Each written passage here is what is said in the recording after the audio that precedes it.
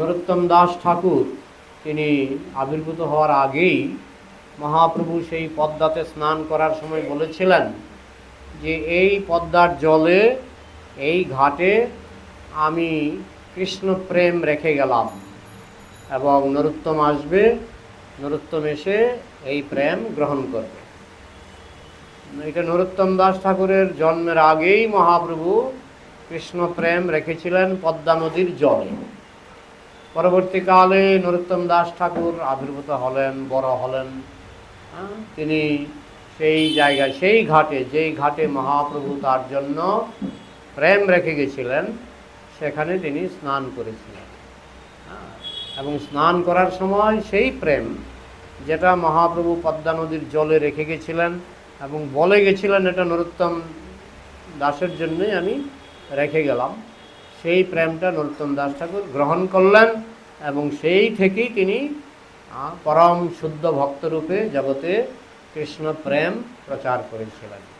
নরোত্তম দাস ঠাকুর কিসের জন্য বিখ্যাত জানেন? কিসের জন্য বিখ্যাত? তার ভজন, তার গান। তিনি গানের বেশি না, 2টা কি 3টা বই লিখেছেন।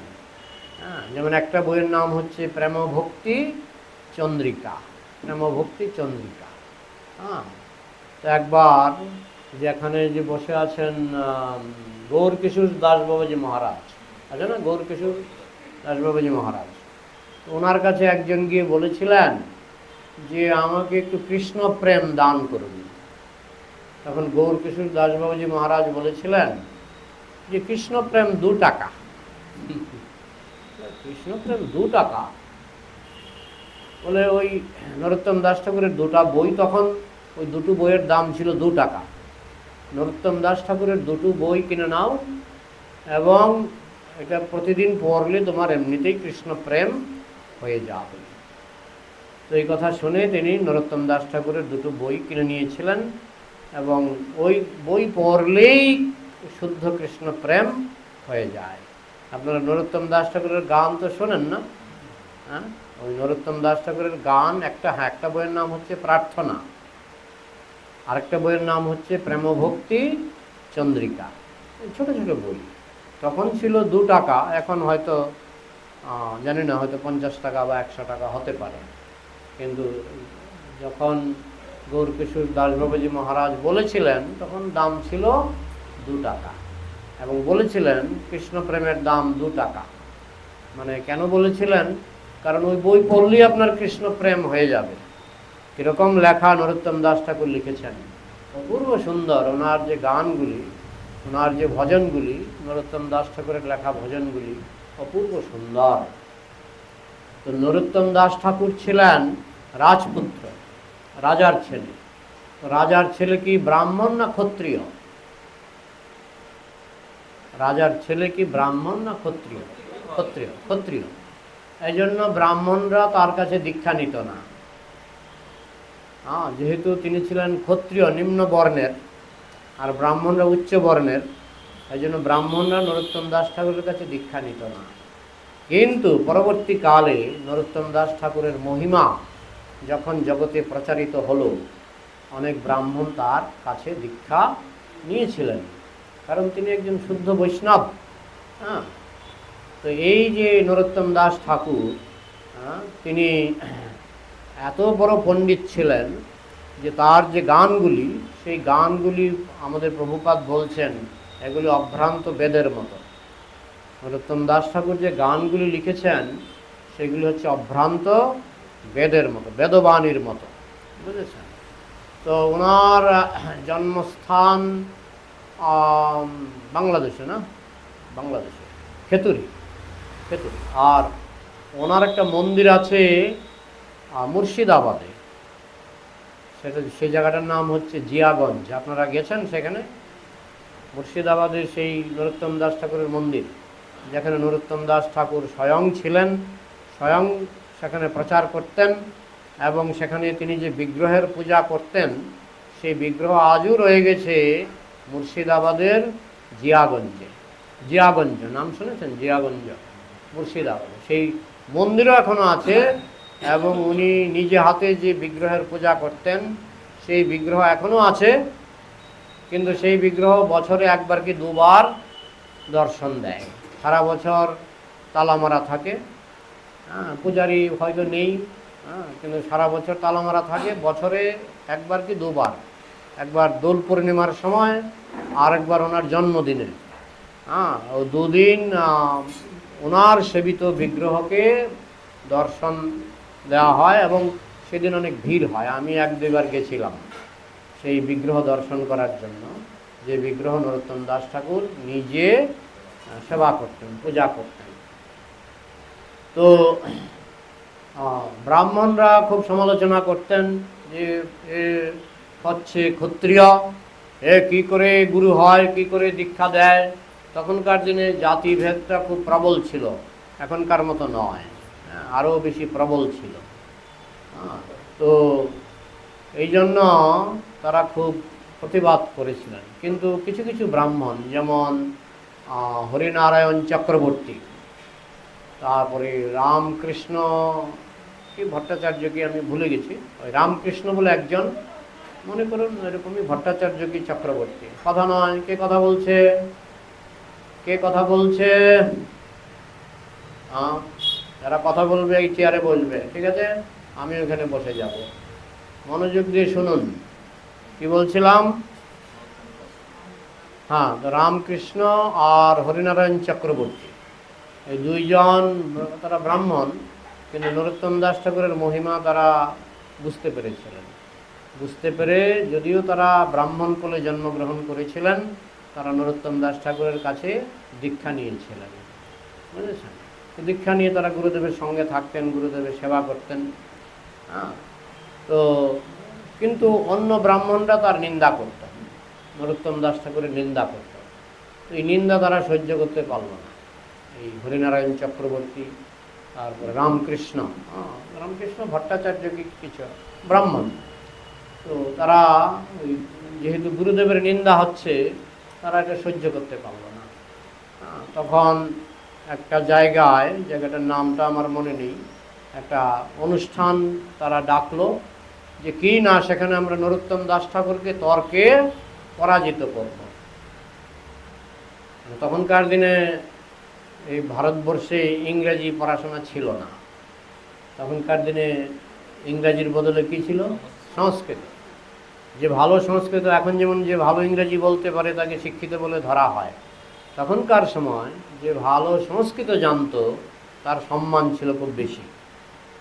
তো পণ্ডিতরা তারা আবদার করলেন, মানে তারা দাবি করলেন যে আমরা নরোত্তম দাস ঠাকুরের সঙ্গে সংস্কৃতে কথা বলব, এবং সংস্কৃতে আমরা শাস্ত্র নিয়ে তর্ক করব।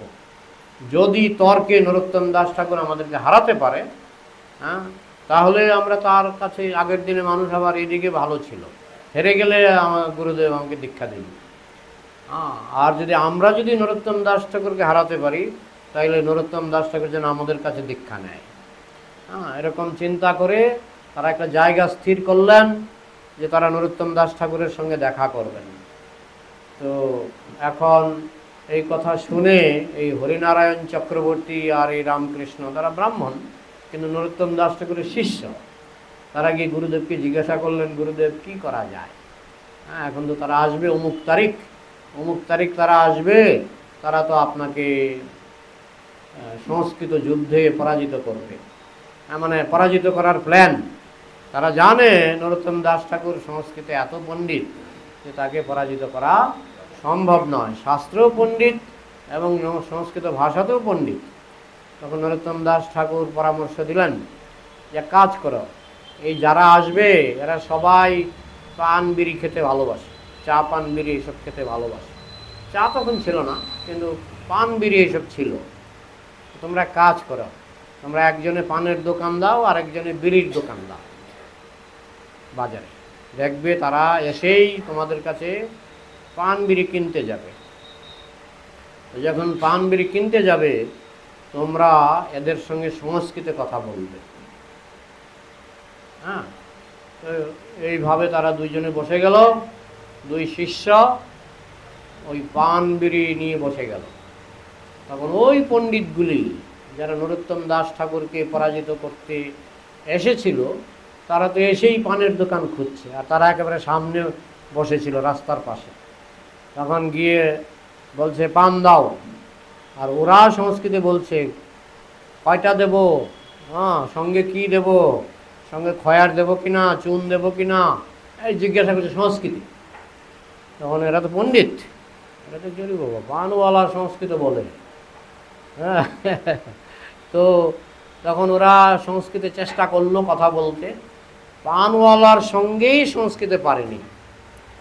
মানে নরোত্তম দাস ঠাকুরের যে দুই শিষ্য, এরা সংস্কৃতে একেবারে আমরা বলি তুক্ষার মানে তো পারদর্শী ছিল। 10 মিনিট সংস্কৃতে বলে ওই পণ্ডিতগুলি ওই পানওয়ালার কাছেই হেরে গেল।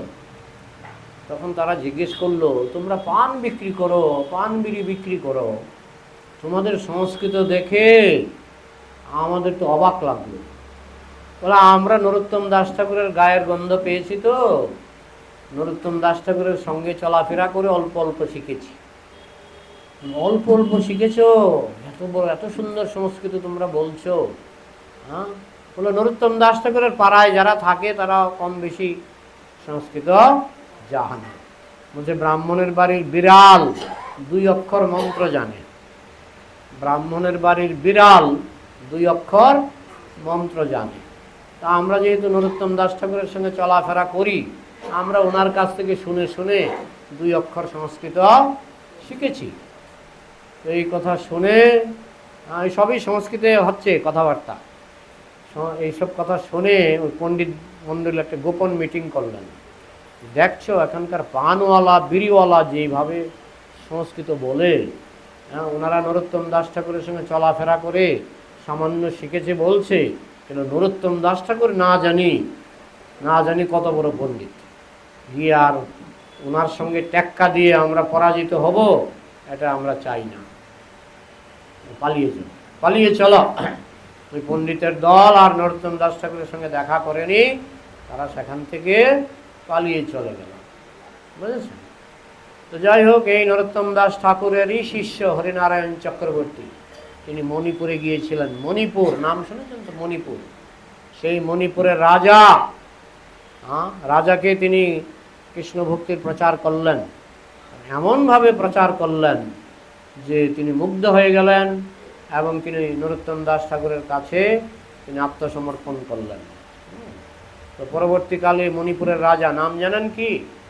ভাগ্যচন্দ্র মহারাজ ভাগ্যচন্দ্র। উনি আইন করে দিলেন, তখনকার দিনে আইন মানে রাজা যা বলে তাই আইন। তিনি আইন করে দিলেন, আমার মণিপুরে যারা থাকবে তাদের সবাইকে তিলক কাটতে হবে, তাদের সবাইকে 16 মালা জপ করতে হবে, এবং তাদের সবাইকে নিরামিষ প্রসাদ খেতে হবে, তাইলে আমার রাজ্যে থাকতে পারবে, না হলে আমার রাজ্যে থাকতে পারবে না। তো এতে অনেকেই খুশি হয়েছিল, আবার অনেকে দুঃখী হয়েছিল, কিন্তু সেই আইন যে তিনি করে দিয়েছেন, আজও যদি মণিপুরে যান দেখবেন সব মাতাজিকে একটু করে তিলক করে। এইটা চালু করেছিলেন কে? মহারাজ ভাগ্যচন্দ্র। সেই আমল থেকে চলে আসছে। আর মণিপুরে আমি ছিলাম 3 বছর, দুর্গা পূজা হয় না, কালী পূজা হয় না, কোনো পূজাই হয় না, শুধু কৃষ্ণ পূজা।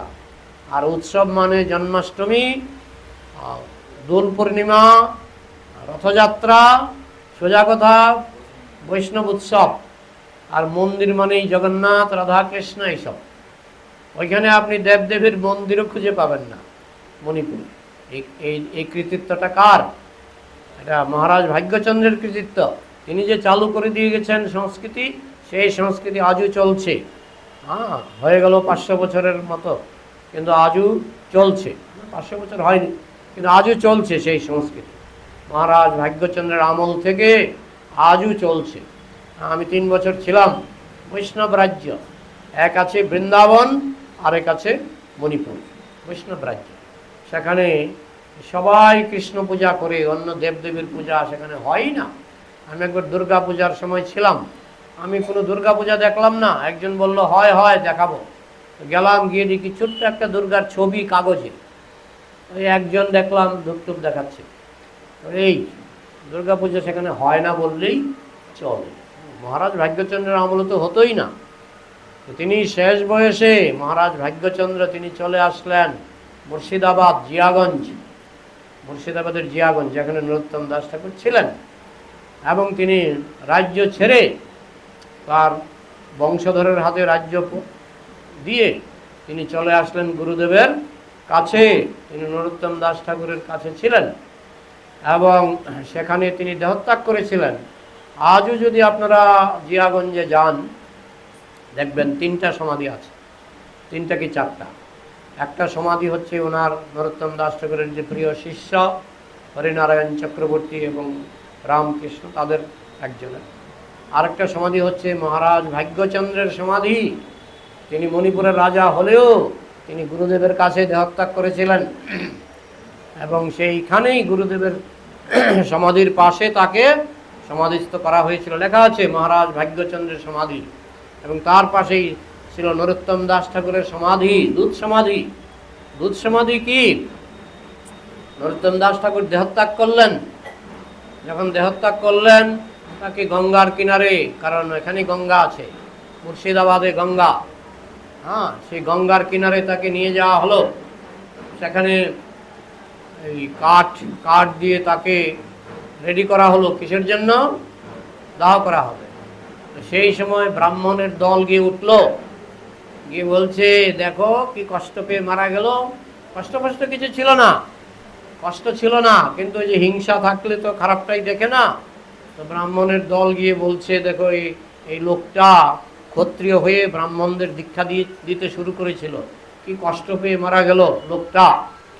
তখন সেই 2 ব্রাহ্মণ শিষ্য হরিনারায়ণ চক্রবর্তী আর রামকৃষ্ণ, তারা সমাধির কিনারে, মানে কাঠের কিনারে বসে, তখন গুরুদেবকে তখন আগুন দেওয়া হয়নি, কাঠের কিনারে বসে তারা কান্না করতে লাগলো, গুরুদেব আপনি যখন প্রকট ছিলেন তখনও আপনার নিন্দা শ্রবণ করেছি, আর এখন আপনি চলে গেছেন এখনও আপনার নিন্দা শ্রবণ করছি, তো তার থেকে আমাদের মৃত্যুবরণ করা ভালো। এখন কি করি আমরা? তখন এটা অনেকে বিশ্বাস করে, অনেকে করে না, কিন্তু আমরা বিশ্বাস করি। তখন নরোত্তম দাস ঠাকুর কাঠের উপরে উঠে বসলেন। মৃত্যুর পরে কাঠের উপরে উঠে বসলেন, উঠে বলছেন কেউ তাদের ডাকো, যারা আমার নিন্দা করছে তাদের ডাকো। ওই তখন সেখানে সমাধিস্থলে যে কয়েকশো ব্রাহ্মণ উপস্থিত ছিলেন, তারা সব লুটিয়ে পড়লেন এবং সবাই নরোত্তম দাস ঠাকুরের কাছে দীক্ষা নিলেন। বুঝেছেন? এই হচ্ছে নরোত্তম দাস ঠাকুর। কোনো সাধারণ মানুষ ছিলেন না, সাধারণ মানুষ তিনি ছিলেন না। যাই হোক, তারপরে তিনি কিছুদিন আরও ছিলেন। তারপরে তার যখন দেহত্যাগের ইচ্ছা হলো, তিনি বললেন আমি দেহত্যাগ করব, আমাকে গঙ্গায় নিয়ে চলো। তখন তারা গঙ্গায় নিয়ে গেলেন। তো সেখানে তার শরীর থেকে দুধ বেরোতে লাগলো, দুধ বেরোতে লাগলো।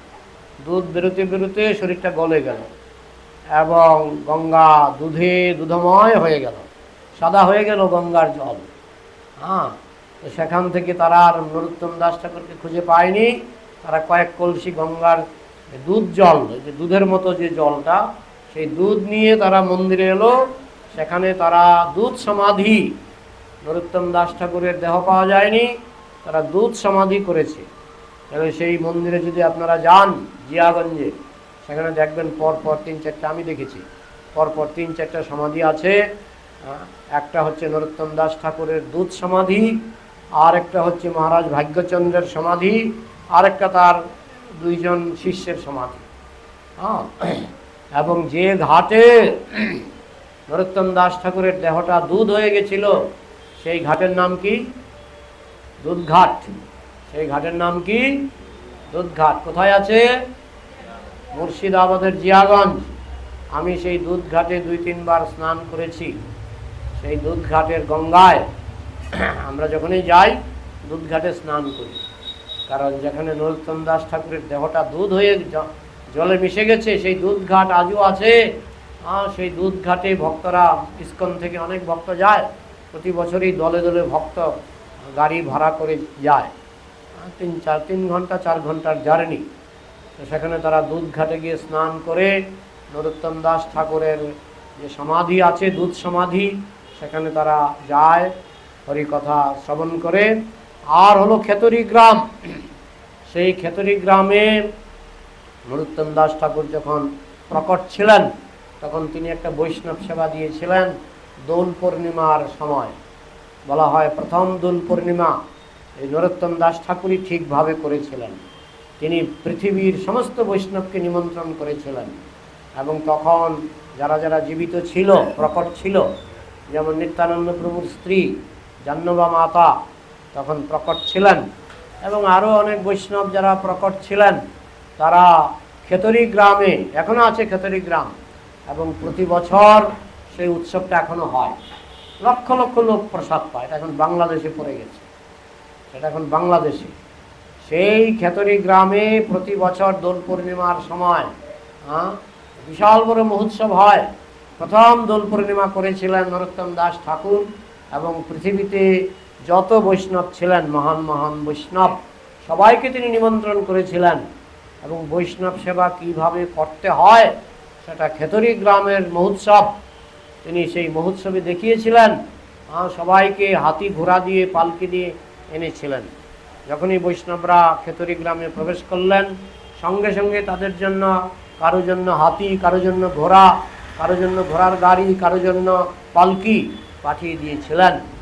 সবার চরণজল করেছিলেন এবং সবার জন্য আকণ্ঠ প্রসাদের ব্যবস্থা, থাকার ব্যবস্থা সব তিনি করেছিলেন এই নরোত্তম দাস ঠাকুর। এবং তিনি এমন কীর্তন করেছিলেন, তিনি ছিলেন খুব বড় কীর্তনীয়।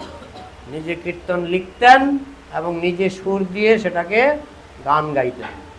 এমন কীর্তন করেছিলেন যে পঞ্চতত্ত্ব চেনেন? পঞ্চতত্ত্ব কে কে আছে? চৈতন্য মহাপ্রভু, জয় শ্রীকৃষ্ণ চৈতন্য প্রভু, নিত্যানন্দ প্রভু, অদ্বৈত আচার্য গদাধর আর শ্রীবাস পণ্ডিত। সেই কীর্তনে তারা নেমে এসেছিলেন গোলক থেকে, তারা নেমে এসেছিলেন প্রকাশ্যে, তারা সবার সঙ্গে কীর্তন করেছিলেন। তো নরোত্তম দাস ঠাকুরের জীবনী অতি মানবিক, অতিমর্ত জীবনী, অনেকে হজম করতেই পারে না, কিন্তু এইসব কথা আমরা গ্রন্থে পাচ্ছি যে পঞ্চতত্ত্ব এসে সেই খেতরি গ্রামের দোল পূর্ণিমা মহোৎসবে তারা নিত্য কীর্তন করেছিলেন। স্বয়ং মহাপ্রভু স্বয়ং এসেছিলেন, অদ্বৈত আচার্য স্বয়ং এসেছিলেন। কেমন কীর্তনের টান! নরোত্তম দাস ঠাকুরের কীর্তনের টান কেমন ছিল যে স্বয়ং পঞ্চতত্ত্ব এসে গেছিলেন এবং সেখানে যারা উপস্থিত ছিল অনেকেই সেই পঞ্চতত্ত্বের দর্শন পেয়েছিলেন। তাহলে নরোত্তম দাস ঠাকুরের জীবনীটা অত্যন্ত অলৌকিক কাহিনীতে পরিপূর্ণ। যেমন 1 নম্বর অলৌকিক কাহিনী হচ্ছে তিনি মৃত্যুর পর আবার জীবন ফিরে পেয়ে তিনি কথা বলেছেন। 2 নম্বর অলৌকিক কাহিনী হচ্ছে তার শরীরটা দুধ হয়ে গঙ্গায় মিশে গেছিল। আরেকটা কাহিনী তার জন্মের আগে, যেটা মহাপ্রভু বলেছেন, নরোত্তম তুমি, তোমার জন্য প্রেম রেখে গেলাম, কৃষ্ণ প্রেম, তুমি এই ঘাটে এসে তোমার কাছে আমি যে প্রেম গচ্ছিত রাখলাম সেটা তুমি গ্রহণ করবে। এটা একটা অলৌকিক। মহাপ্রভু কি করে নাম জানতেন? মহাপ্রভু জানতেন নরোত্তম আসবে। আর সবচেয়ে বড় অলৌকিক যেটা, যে তিনি যে খেতরি গ্রামে দোল পূর্ণিমা মহোৎসব করেছিলেন, যেই মহোৎসবে তিনি নিজে কীর্তন করেছিলেন এবং স্বয়ং পঞ্চতত্ত্ব গোলক থেকে নেমে এসে সেই কীর্তনে নেচেছিলেন, সেটা বিশাল বড় একটা ঘটনা। তো ভগবান আছেন, চৈতন্য মহাপ্রভু তিনি যুগাবতার, এগুলি নরোত্তম দাস ঠাকুরের জীবনে তিনি যেমন প্রচার করেছেন, প্রমাণ করেছেন। এবং এই জন্য নরোত্তম দাস ঠাকুরের কীর্তন আমাদের খুব প্রিয়। এই যে শ্রীকৃষ্ণ চৈতন্য প্রভু দয়া করো মোরে, তোমা বিনা কে দয়ালু জগত সংসারে। কার কীর্তন এটা? নরোত্তম দাসের কীর্তন। রামচন্দ্র সঙ্গ মাগে নরোত্তম দাস। নরোত্তম দাসের কীর্তনের শেষ লাইনে তো লেখা আছে যে নরোত্তম দাস। এরকম আরও আছে, যেমন হরি বলবো আর মদন মোহন হেরিব গো, আমি এই রূপে ব্রজের পথে চলিব গো। ওই লাস্ট লাইনটা কি আছে? কহে নরোত্তম দাস। এই সব নরোত্তম দাসের লেখা দুটো বই। একটা বইয়ের নাম কি? প্রেম ভক্তি চন্দ্রিকা। ইস্কনে দুটোই পাওয়া যায়, কিন্তু ইংরেজিতে। আর যদি বাংলায় চান, গৌরীয় মঠে পেয়ে যাবেন। বাংলায় আছে গৌরীয় মঠে, আর ইংরেজিতে আছে ইস্কনে। হ্যাঁ, তো একটা হলো প্রেম ভক্তি চন্দ্রিকা, আরেকটা প্রার্থনা। তখনকার সময়টার দাম ছিল 2 টাকা। তো 2 টাকা দিয়ে কৃষ্ণ ভক্তি কেনা যায়। তো আপনি বলতে পারেন যে এখন ধরুন 100 টাকাই ধরলাম, 100 টাকা দিয়ে কৃষ্ণ ভক্তি কিনতে পারবেন। যদি কোনোদিন মায়াপুরে যান বা গৌরীয় মঠে যান, এই দুটো বই কিনে নেবেন, প্রেম ভক্তি চন্দ্রিকা আর প্রার্থনা। এই দুটো বইতে এমনকি আমাদের যে ভক্তিগীতি সঞ্চয়ন আছে, কি গ্রন্থটা এখানে ইস্কনে একটা বড় গানের বই, ভক্তিগীতি সঞ্চয়ন, সেখানেও প্রার্থনা থেকে এবং প্রেম ভক্তি চন্দ্রিকা থেকে অনেক গান দেওয়া আছে। হ্যাঁ, তো এইসব এছাড়া নাম হট্ট পরিচয়ও কিছু দেওয়া আছে। তো এই সমস্ত গানগুলো আপনারা গাইবেন, শুনবেন, তাহলে আপনাদের কৃষ্ণ প্রেম লাভ হবে। বোঝা গেল? তো আমি প্রস্তুত ছিলাম না। আমাদের সন্তোষ প্রভু হঠাৎ করে বললেন যে নরোত্তম দাস ঠাকুর সম্পর্কে 2-4 কথা বলেন। যে 2-4 কথা আমার মনে পড়ল, আমি বলার চেষ্টা করলাম। তো কারো যদি কিছু প্রশ্ন থাকে আলোচনা করা যায়।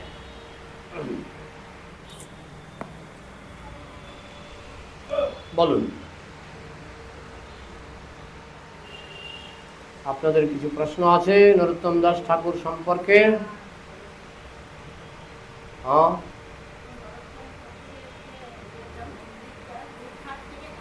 হ্যাঁ, দুধঘাটের কাছেই। দুধঘাট থেকে অনেকে পায়ে হেঁটেও যায়।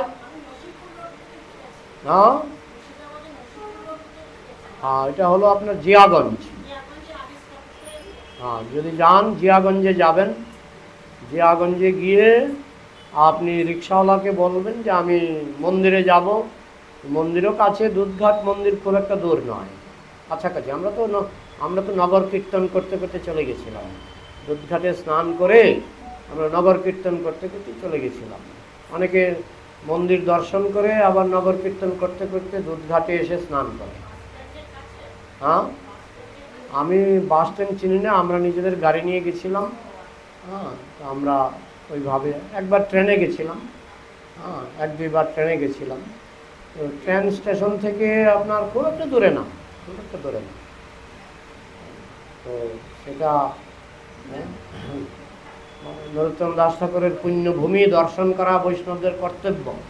এখান থেকে তো মুর্শিদাবাদ খুব একটা দূরে নয় না, 4-5 ঘন্টা। আচ্ছা, একসময় যাবেন, একসময় গিয়ে দুধঘাটে স্নান করবেন এবং নরোত্তম দাস ঠাকুরের সমাধি দর্শন করবেন, মন্দির দর্শন করবেন। তবে ওনার জন্মদিনে গেলে নরোত্তম দাস ঠাকুরের সেবিত বিগ্রহ দর্শন হবে। উনি নিজে হাতে যে বিগ্রহের সেবা করতেন, সেই বিগ্রহের দর্শন। এখানে নাম হট্ট আছে, নাম হট্ট। এখানে আমার ছেলের শ্বশুর বাড়ি।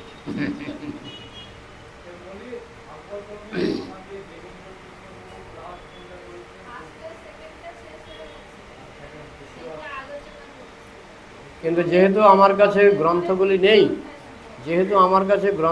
নেই, ওগুলি নিয়ে কথা বলার লাভ নেই।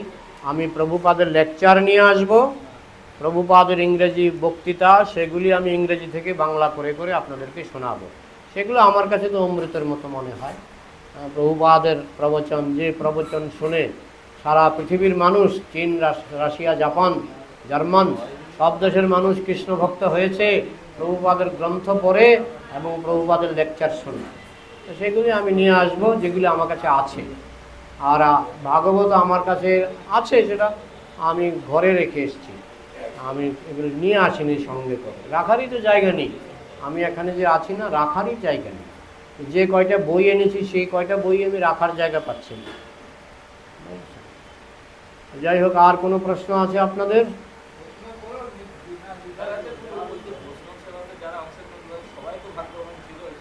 হ্যাঁ, না সবাই না, যারা শুদ্ধ ভক্ত তারা দর্শন পেয়েছিল, যারা না যারা শুদ্ধ ভক্ত তারা দর্শন পেয়েছিল। হ্যাঁ, মায়াপুরে একবার আসতে পারে তারা। বড় মন্দির উদ্বোধনের সময় একটা চান্স আছে, বড় মন্দির যখন উদ্বোধন হবে তখন চান্স আছে, পঞ্চতত্ত্ব আসতে পারে, প্রভুপাদ আসতে পারে। এগুলি অস্বাভাবিক, অসম্ভব নয় গো, অসম্ভব নয়, আসতে পারে। কিন্তু যারা শুদ্ধভাবে জীবনযাপন করবে তারা দর্শন পাবে, যারা পাপ ও পঙ্কিল জীবনযাপন করবে তাদের দর্শন হবে না। আর কিছু অদ্যাপিও সেই লীলা করে গৌর রায়, কোন কোন ভাগ্যবানে দেখিবারে পায়। আজও মায়াপুরে অনেক ভাগ্যবান মহাপ্রভুর দর্শন পায়। হ্যাঁ, যেমন ভক্তিবিনোদ ঠাকুর বা তাদের মতো মহাপুরুষরা, হ্যাঁ, যেমন গৌর কিশোর দাসবাবুজি মহারাজ, হ্যাঁ, তিনি তাকে ঝুড়িতে করে, না তিনি না জগন্নাথ বেশি আগের ছিলেন, কে দেখুন তো, জগন্নাথ দাসবাবু যে না, টুকরিতে করে নিয়ে গেলেন নিম গাছের তলায়, হ্যাঁ, সেখানে তুলসী বাগান। গৌর কিশোর দাসবাবাজি তখন, গৌর কিশোর কি জগন্নাথ, আমি অনেক সময় নামটা গুলিয়ে ফেলি, তিনি তখন মানে কত 100 বছরের উপরে বয়স, নড়তে চড়তে পারেন না। হ্যাঁ হ্যাঁ, তিনি ঝুড়ি থেকে লাফ দিয়ে একেবারে যুবকের মতো দাঁড়িয়ে পড়লেন। পরে বলছেন, এই যে এখানে মহাপ্রভুকে আমি দেখতে পাচ্ছি, এটাই মহাপ্রভুর জন্মস্থান বলে তিনি নৃত্য করেছিলেন। সেই আদেশ পেয়ে ছিল সচ্চিদানন্দ ভক্তিবিনোদ ঠাকুর সেখানে মন্দির করেছিলেন, জন্মস্থান মন্দির, যেটা আজও আছে।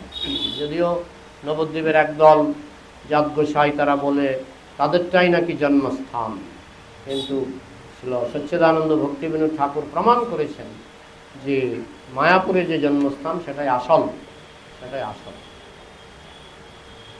আর কোনো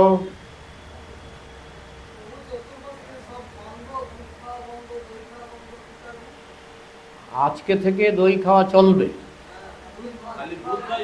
আজকে থেকে দুধ বন্ধ, আজকে থেকে দুধ বন্ধ, দই চলবে। গত 1 মাস আমরা দই খাইনি, কিন্তু আজকে থেকে দই, আজকে আমরা দই পেয়েছি, দুপুরে দই প্রসাদ পেয়েছি। আজকে থেকে 1 মাস দই চলবে, কিন্তু দুধ বন্ধ। ছানা খেতে পারবেন, ছানা খেতে পারবেন, হ্যাঁ, ছানা ক্ষীর এসব খেতে পারবেন, পায়েসও খেতে পারবেন, দুধ বন্ধ। হ্যাঁ, গায়ের দুধটা বন্ধ, গায়ের দুধ, মোষের দুধ এই মাসে দুধ খাবেন না 1 মাস, আগামী পূর্ণিমা পর্যন্ত দুধ খাবেন। হ্যাঁ, জয় শ্রী রাধা মাধব কি জয়। আর কোনো প্রশ্ন আছে কি? প্রশ্ন না থাকলে বন্ধ করছি। আছে কি প্রশ্ন আপনাদের?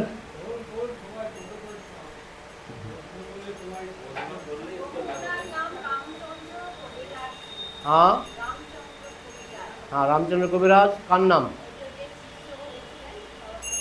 না, শিষ্য তো অনেক ছিল, তার মধ্যে 2 জন ব্রাহ্মণ বলে বিখ্যাত, একজন হলেন হরিনারায়ণ চক্রবর্তী আর একজন হলেন রামকৃষ্ণ। তারা দুজনেই ব্রাহ্মণ ছিলেন, আর মানে জন্মসূত্রে ব্রাহ্মণ ছিলেন। এছাড়া তো অনেক অনেক ছিলেন, মানে নরোত্তম দাস ঠাকুরের শিষ্য অনেকেই ছিলেন। আর কি, নরোত্তম দাস ঠাকুর কিছুদিন জাজিগ্রামে ছিলেন, কাটোয়ার কাছে। কাটোয়ার কাছে এখন একটা মন্দির আছে, আর এটা হলো নরোত্তম দাস ঠাকুর আর আরেকজন যে ওই অষ্টক লিখেছেন, সরগোস্বামী অষ্টক, কৃষ্ণ কীর্তন গান নর্তন পরৌ, যে অষ্টক লিখেছেন, কি নাম? আরে বিখ্যাত, অতি বিখ্যাত। তো তিনি, আর জাজিগ্রামে তার মন্দির আছে, সেই মন্দিরে নরোত্তম দাস ঠাকুর কিছুদিন ছিলেন। রামচন্দ্র কবিরাজ ওই মন্দিরেই ছিলেন। রামচন্দ্র কবিরাজ, নরোত্তম দাস ঠাকুর আর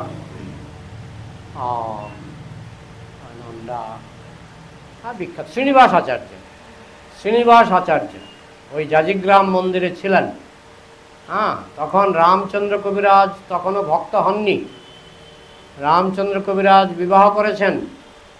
বিয়ের পর দিন ওই পালকিতে করে ওই বাদ্যযন্ত্র সহকারে ওই জাজিগ্রাম মন্দিরের পাশ দিয়ে যাচ্ছেন, গেটের পাশ দিয়ে। তো সেখানে বসেছিলেন নরোত্তম দাস ঠাকুর আর শ্রীনিবাস আচার্য। দেখছে রামচন্দ্র কবিরাজের চেহারা, দেখছে একেবারে রাজপুত্রের মতো, রাজপুত্রের মতো।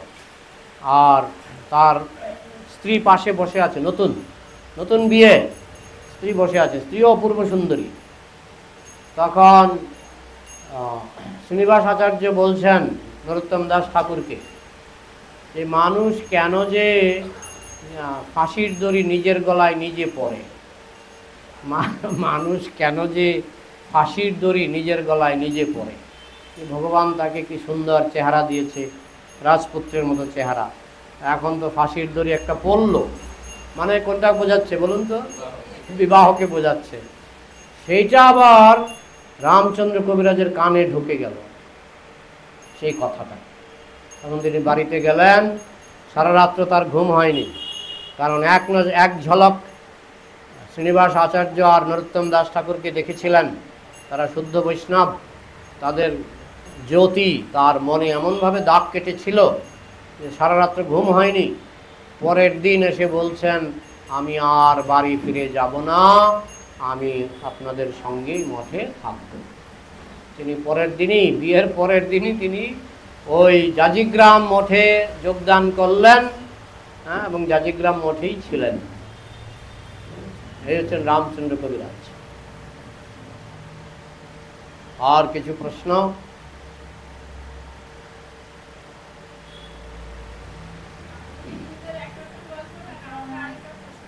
হ্যাঁ,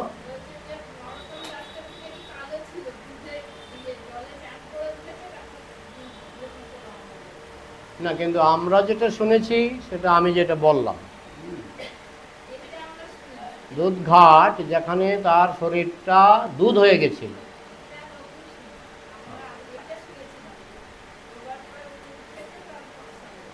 সেটা আমরা শুনিনি, আমরা শুনিনি। যাই হোক, যার জন্য সমাধিটা দুধ সমাধি। আর কোনো প্রশ্ন আছে? তাহলে রাখছি। জয় শিল প্রভুপাদ কি, শিল নরোত্তম দাস ঠাকুর কি, সমবেত বৈষ্ণব ভক্তবৃন্দ কি।